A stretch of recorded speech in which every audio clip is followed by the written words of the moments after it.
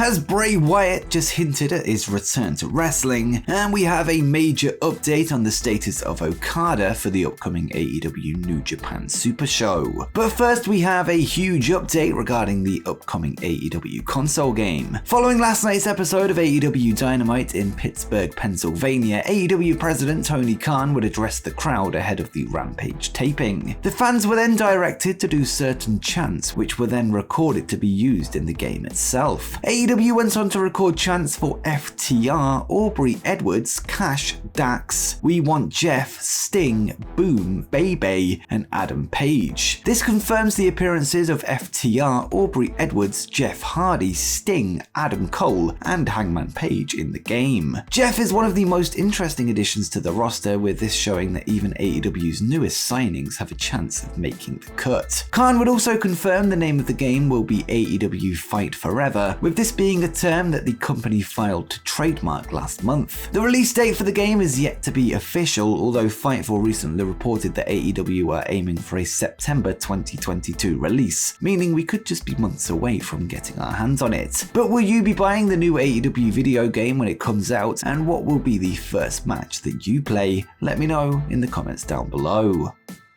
Next, an ECW original is set to make their MLW return. This week, Major League Wrestling have announced the return of the Sandman to the promotion, with him set to appear at the Kings of Colosseum event on March 13th from the ECW Arena in Philadelphia. The night will feature tapings for the upcoming episodes of MLW Fusion TV. The promotion are celebrating the 20th anniversary since their first card in 2002 and are welcoming back some of their original roster, including the beer swilling Extreme Icon. It's not entirely clear what Sandman will be doing at the event, with the promotion yet to confirm a match for him. The show will be headlined by a match for the MLW World Heavyweight Championship, with Alex Hammerstone set to defend his title against Richard Holiday, who will be accompanied by Alicia Tout. The MLW Women's World Featherweight Championship will also be up for grabs, with Taya Valkyrie taking on Holly Dead to crown the inaugural champion. One more match is being confirmed so far, with Jacob Fatu battling Mads Kruger in what is being billed as a Weapons of Mass Destruction match. Other names on the card include Davey Richards, Enzo, the Von Erichs, and King Mortez, although their matches are yet to be announced. Next up, we have an update on UFC President Dana White attending an upcoming AEW show. Earlier this week, we discussed a story from the Grilling JR podcast where AEW announced that Jim Ross would reveal that White is set to be in attendance for one of AEW's upcoming Las Vegas shows. This was after himself and AEW President Tony Khan were spotted attending UFC 273 as a guest of the promotion. Khan would speak with Robbie Fox on the Mom's Basement podcast this week, where he would clear up the situation. Whilst Dana and his Chief Business Officer Hunter Campbell are welcome to AEW Double or Nothing, it's not yet set in stone, and he would say, "Well, I don't know about that. I think JR may be bold in those comments. We did have a great time with Dana and Hunter. I don't want to commit to those guys that they're definitely going to be there, but they've been great friends to me.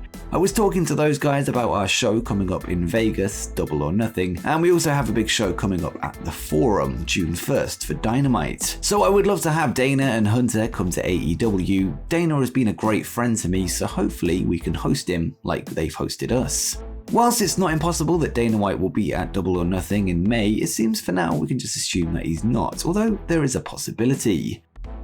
Next, could more released WWE superstars be heading to Impact Wrestling? In November 2021, the popular faction Hit Row were cut from their WWE contracts, leaving them on the free agency market. Since then, the group's leader, Swerve Strickland, has since signed with All Elite Wrestling, with his former teammates remaining as a group under the name The Hitmakers on the independent circuit. This week, the former Top Dollar would speak with Sportskeeda, where he revealed talks with Impact over WrestleMania weekend, talks he described as very good, and he would say, "Nobody knows this, but we did WrestleCon at WrestleMania. Impact was at that hotel, and I'm just saying that there were very good conversations that were had. There are still things that need to be looked at, worked out, and a lot of discussions that still need to be had, but the Hitmakers were in the building." B-Fab, now known as Brianna Brandy, Ashante Adonis, now known as Tahuti Miles, and Top Dollar, now known as AJ Francis, would reunite at an MCW wrestling show last month without Swerve. Whether they can now reach a deal with Impact Wrestling remains to be seen, but it seems that talks have been positive thus far, with Impact potentially set to add 3 more names to their roster.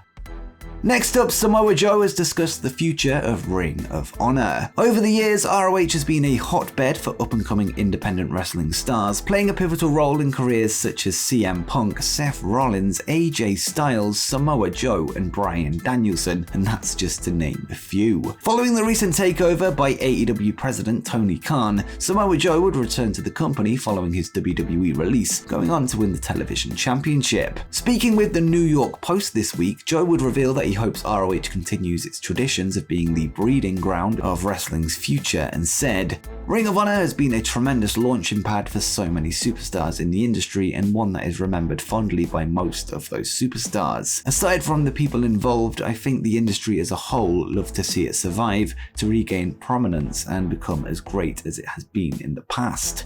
It's always been a place where the newest, the most innovative guys from the industry kind of find a foothold to do what they do. I'd like it to continue to be that. I'd like to see more new faces and more opportunities given to younger guys in Ring of Honor. There has always been young, hungry talent waiting in the wings to show the world what they got, and Ring of Honor has been that place where they do it.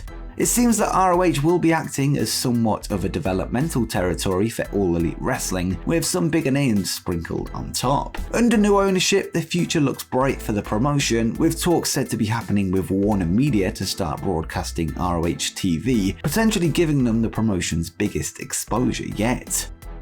Next up, has Bray Wyatt just teased an impending wrestling return? The man now known as Wyndham would take to Twitter today to post several cryptic tweets, leading to fans trying to decipher exactly what he's trying to say. The first tweet would read, "I do think it's true that he who makes a beast out of himself gets rid of the pain of being a man, but..." The "he who makes a beast out of himself" quote is by Samuel Johnson, who was a poet, playwright, and moralist who died in 1784. It was also used as the opening line in the song Bat Country by Avenged Sevenfold. EnglishGrammarLessons.com explains the quote to mean, "He who makes a beast out of himself" is a quote referring to what it means to be a human and how a person can turn their back on humanity and society in pursuit of a goal. The phrase looks at the fact that we all have the capacity for a wide range of emotions in our experience. However, having feelings also comes at a price.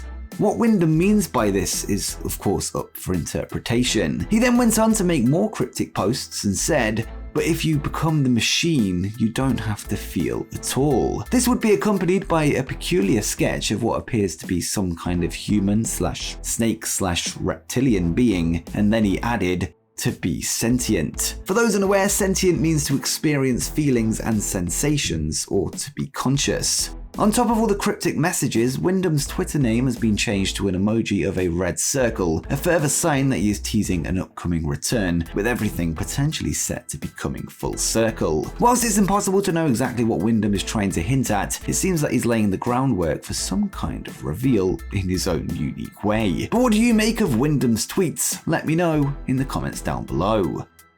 And finally, we have an update on a possible appearance from Kazuchika Okada at the New Japan AEW Super Show. Last night, it was officially announced that the two companies will be co-promoting the Forbidden Door event live from the United Center in Chicago, Illinois on June 26th. One of the names fans are hopeful to appear on the show is the current IWGP World Heavyweight Champion Kazuchika Okada, who is arguably the biggest name in New Japan Pro-Wrestling. On the Wrestling Observer Radio, Dave Meltzer would give an update on Okada's status for the show, and he said, "It was actually brought up tonight to Okada since the show was just announced in Japan, and he mentioned that his wife's birthday is the 28th, which is the 28th in Japan is like the 27th in the United States. So it would be very difficult for him to do that show and be back for his wife's birthday." So he sort of said he wasn't doing the show, but he might have been kidding. But if he is doing the show, that might be like after his match, the time to reintroduce Kenny Omega. Okada's leaving, he's coming out, and then build for something there, probably for September or something like that, if he's ready by September. On Instagram earlier this week, CM Punk seemingly hinted at a match with Okada, although this could be in doubt given the recent update. With that said, it was noted that Okada could have been kidding, so I guess only time will tell. And if Okada happens to be watching, why not take your wife for a nice trip to Chicago for her birthday this summer? And before you go, make sure you check out 10 things that you didn't know about AEW's Hook.